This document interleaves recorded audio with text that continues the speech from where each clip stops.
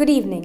White is not always light and black is not always dark, once said by Habib Akande. Welcome to BMC News Live presented by Al Hilal Hospitals and Medical Centers English News. Myself, Shana Sultana, joining you with the daily news updates. Today's headlines. Majority of hospitalized children unvaccinated. Specific timings for businesses proposed. India's Republic Day celebrated in Bahrain.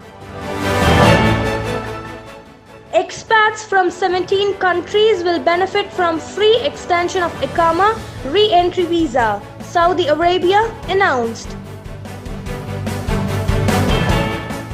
Vaccinated tourists need no boosters to enter Abu Dhabi.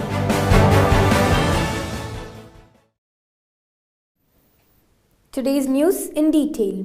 80% of children hospitalized in the country with COVID-19 infection this month were aged under 12 and a majority of them had not been vaccinated.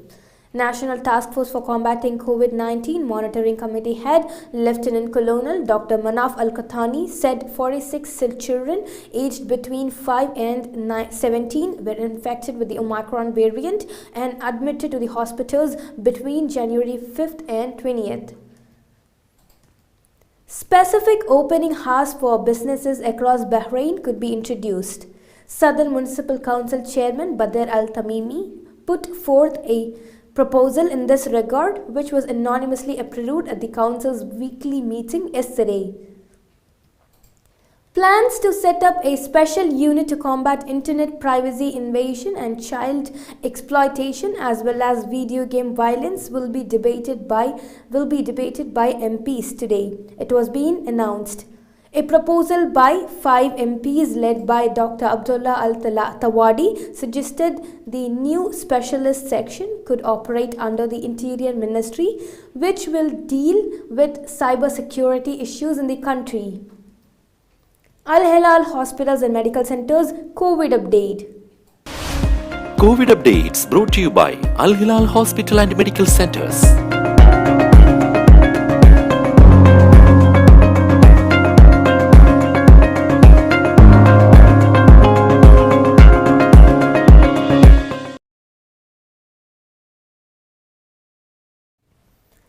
Hundreds of expired, rotten and damaged food items were found in a warehouse in the capital Gonerate, which was also operating as an illegal repacking facility.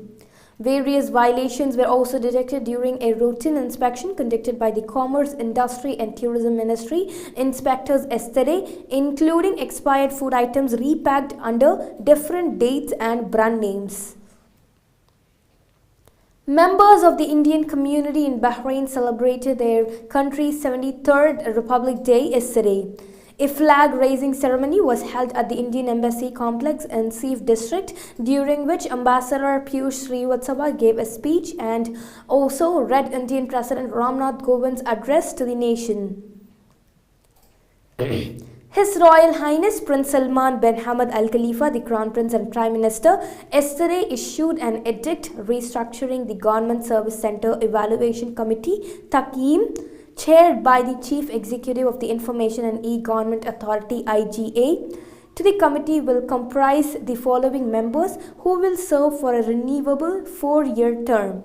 They are Dr. Rayad Muhammad bin Shams, Yusuf Muhammad Al bin Khalil, Dr. Hamad Ibrahim Abdullah, Osama Saleh Hashem Al-Alawi, Sheikh Maud bin Daij Al-Khalifa, Dr. Muhammad Abdullah Bakir, Nara Abdul Majid Al-Qusab, Hussein Ali Al-Sahab, Fadila Ibrahim Muhammad Al-Akram and Ahmad Abdul Hay Al-Awadi.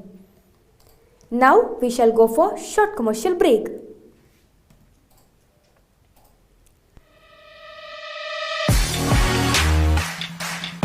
The exclusive franchisee of Cochin Kala Bhavan in Bahrain. With over a decade of existence in Bahrain, exclusive online regular classes have started for classical dances, music vocal, instrumental music, cinematic dance, Kathak, Zumba body fitness, karate and yoga, drawing, arts and craft, Children's Theatre. For more information, please call 3909 6845 3909 4806 3885 2397 or visit www.bahrainmediacity.com. IMAC, Cochin Kalabhavan. Welcome back. Southern Governor Sheikh Khalifa bin Ali Al Khalifa received Bahrain Economic Development Board advisor Ian Lindsay and discussed cooperation. He was briefed on the development plans and programs undertaken by the board by attracting investments and its continuous efforts to enhance Bahrain's competitive and investment position in a way that supports the national economy in all its sectors to activate the objectives of the 2030 economic vision. The 75th anniversary of the establishment of bilateral relations between India and Saudi Arabia has been commercial ties between the two strategic partners rise to new heights. For the first 3 quarters of 2021, India was Saudi Arabia's second largest trading partner. For the current financial year, April to November, trade between the two countries was $24.9 billion, an increase of 94% over the same period last year. Also, current trends suggest that bilateral trade will surpass pre-pandemic levels. There have also been several positive developments on the investment side. The General Directorate of Passports, Jawazat, announced on Wednesday that expatriates from 17 countries facing temporary suspension of travel due to the outbreak of coronavirus will benefit from the recent decision to automatically extend the validity of residency permit, which is also called Iqama, and exit and re-entry visa without charging expatriate fee or any other fees until March 31st. These countries include Indonesia, Pakistan, India, Turkey, Lebanon, Egypt, Brazil, Ethiopia, Vietnam, Afghanistan, South Africa, Zimbabwe, Namibia, Mozambique, Botswana, Lesotho, and Eswatini. The extension will be carried out automatically in cooperation with the National Information Center without the need to personally visiting any Jawazat centers or departments. The extension will not be applicable to those expatriates who took 1 dose of coronavirus vaccine within the kingdom before their departure on exit and re-entry visa, Saudi Arabia announced.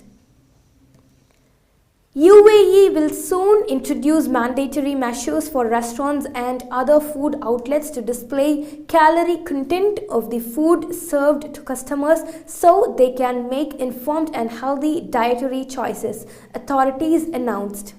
The indicative specifications included some items such as calories and mentioning the names of materials and ingredients contained in the meals. All data and basic information that contribute to achieving the goals associated with providing all information and data should be listed, the Ministry of Industry and Advanced Technology said. Authorities in the UAE announced that unlike residents and citizens, vaccinated tourists do not need to show proof of a booster shot to cross into Abu Dhabi. The tourism-specific change comes as confusion swirls around entry rules for Abu Dhabi, which has taken a more stringent approach to containing the coronavirus than its freewheeling neighbor Dubai. The pandemic has prompted Abu Dhabi to erect a hard border with Dubai, forcing all drivers to come to a halt for vaccination and virus checks on what once had been a wide, empty highway before the pandemic struck. Expats living in the Sultanate of Oman who are aged above 60 will be able to renew their work permits and seek employment in the private sector based on a circular issued by the Ministry of Labour, which seeks to abolish the age cap of 60 years currently in force. The decision has been taken in view of the current state of the private sector and the large number of requests for exemptions to renew licenses to bring in expat manpower over the age of 60. With this, we come to the end of today's news. Stay tuned for daily news updates in BMC News Live English at 7:30 p.m. Thank you so much for watching. Signing off by Shana Sultana. Good night.